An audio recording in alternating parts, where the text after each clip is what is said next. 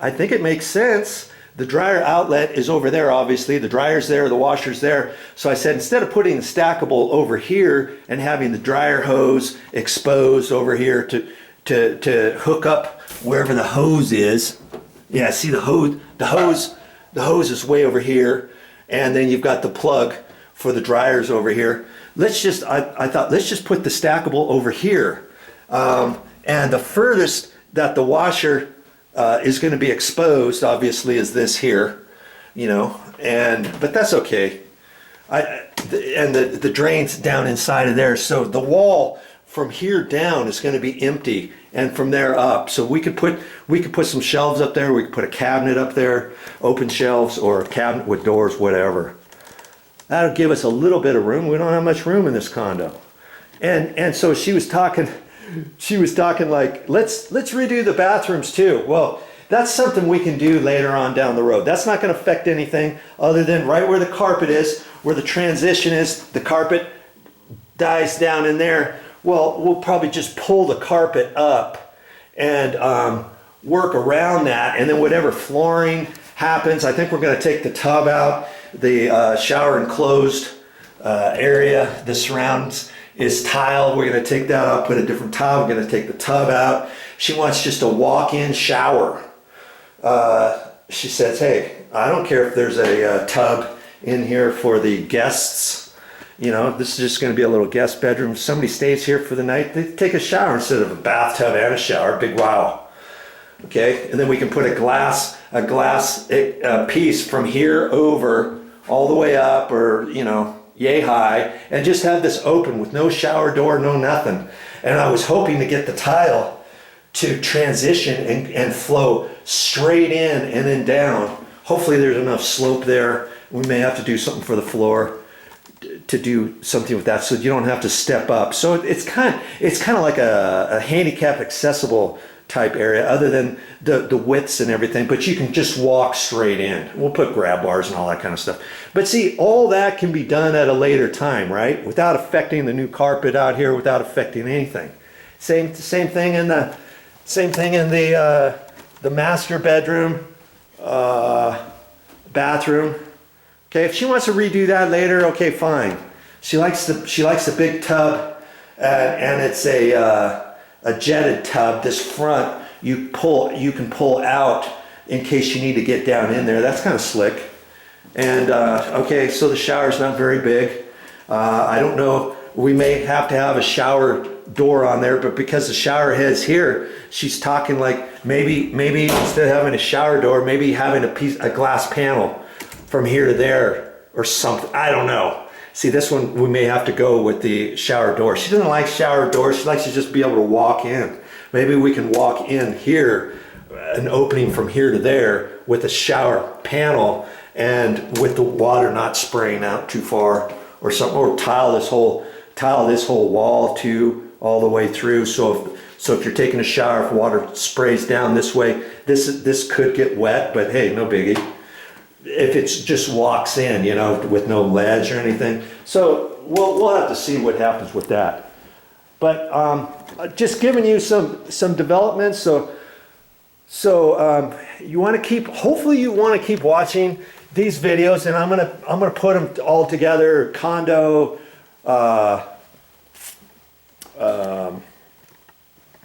refurbishing a condo, or condo enhancement, episode 1, 2, 3, 4, 5. Who knows how many, you know, who knows exactly how I'm gonna title it.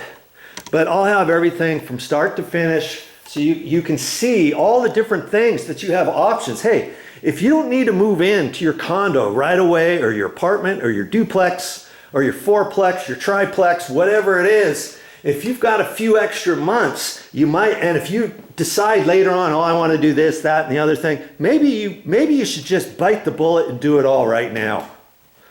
You know, if you have the time, if you got the money, if you don't have the money and you want to save up, of course you can save all this like we were planning on doing to begin with. Of course, this carpet can be saved. You can re-stretch the carpet, and you can replace the carpet or later on with vinyl planking that goes all the way through here, when you got enough money, you can rip this up later and work around the cabinetry and all that kind of stuff. And you can do that later. You can save money.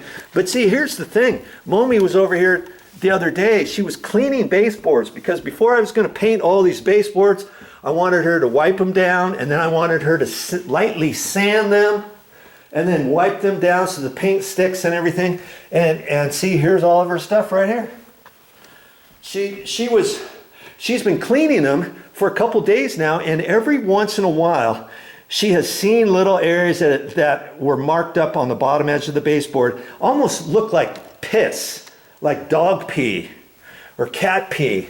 And we knew that there was a dog or a cat in here from before, because we can see marks here at the top of the stairs, and this, it looks like there used to be a gate that went across here. And then when you come down here, it looks like there was something right here at the bottom of the stairs. See, there's a couple screws there, and then it looks like there's some remnants of self-adhesive tape that was on the wall that they pulled off, and it came across and it tied into this somehow. Okay, and there's also a cat door in here. See? There's a cat door, so I don't know if there was a cat in here before or if there was a small little dog, and they probably put their food in here, their poop box in here. But you know, we can't really smell any urine in here. It actually smells pretty good. But Momi's concern was, okay, who knows how long there's been a dog in here, there's been a cat in here. We've got a cat. And so here's Momi's thought. If our cat comes over here, if she smells another cat has been in here, she might start pissing, you know, to hide the other smells. Now she's not a cat that she's never done anything inside the house except in her poop box. But we don't want her to get the wrong idea or anything like that. And because we're planning on changing out these carpets anyways later on down the road, hey, we've decided let's go ahead and do it now. And so once I pull, the thing I'm getting at is once I pull up all this carpet and the carpet pad, I can go around all of the edges very carefully and look and see if there's any urine marks anywhere. I can take my Kills. I got some primer called Kills that will treat those areas. I can first take my simple green, you know, spray down in there and wipe in there with a sponge, with a rag, a brush, let's say, in the different areas where I see, okay, there's a spot, there's a spot, there's a spot, here's a spot.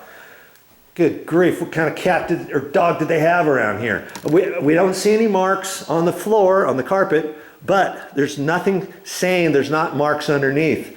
And so I can now look at that, can I? Because I'm pulling up the carpet and the carpet pad.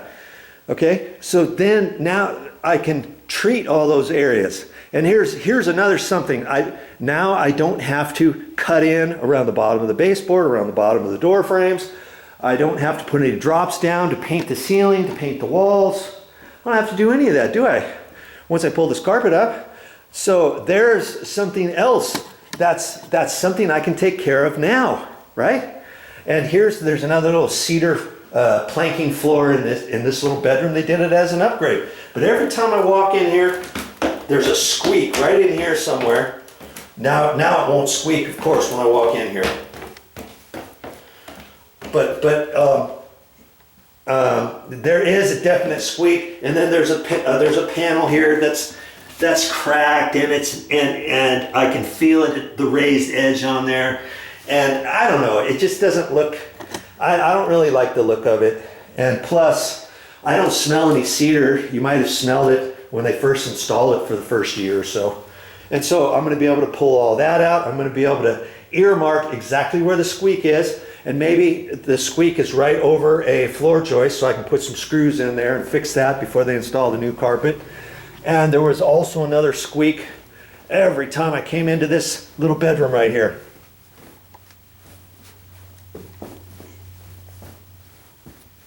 Come on, where is it?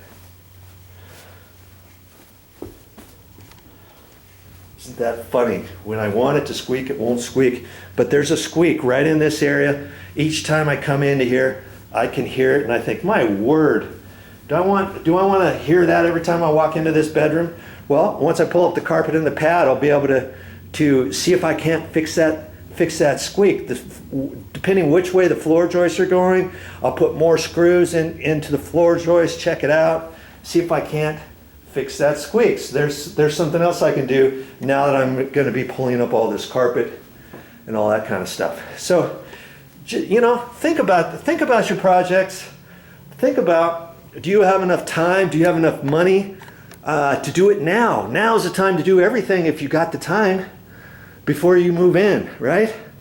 But if you don't, you can do it the other way, okay? So 2 different options for you. It's gonna make my life so much easier getting all this painting done without getting it on the carpet, without tediously cutting in all the baseboard and everything down on the carpet. I'm sure glad Mommy told me today, because I was just getting ready to start painting. And I said, okay, well, that's fine. See all the marks on the carpet right there? This is carpet that's already been cleaned. But see, if you look at this carpet right in here, you can tell the carpet's not that old.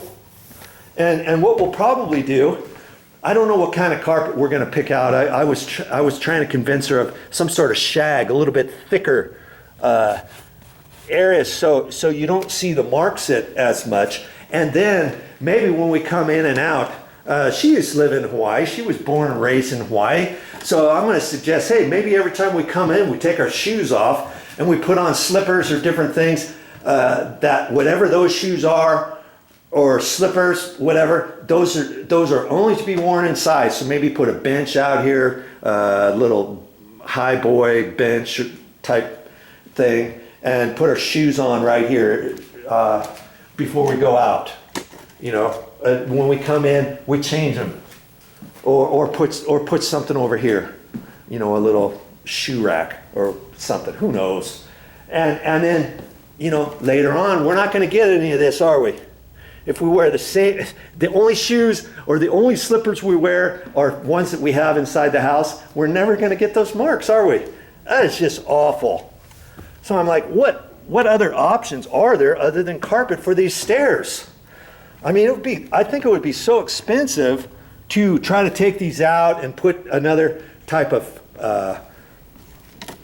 stair tread on there and riser and paint those.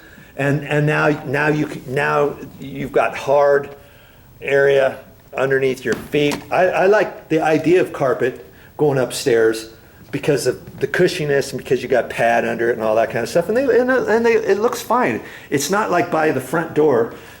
Here's our front door, and then you walk right up the stairs. Then I don't think I would want carpet. But see, the front door's over there. You walk in here, you don't see the carpeted stairs until you're in the main room. You know?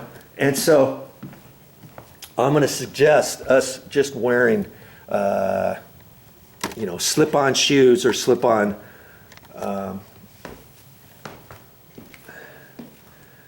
slippers, you know, and just wear those inside the house. I think she'll go for that. Yeah. Okay. I guess I'm going to get busy and start taking up this carpet.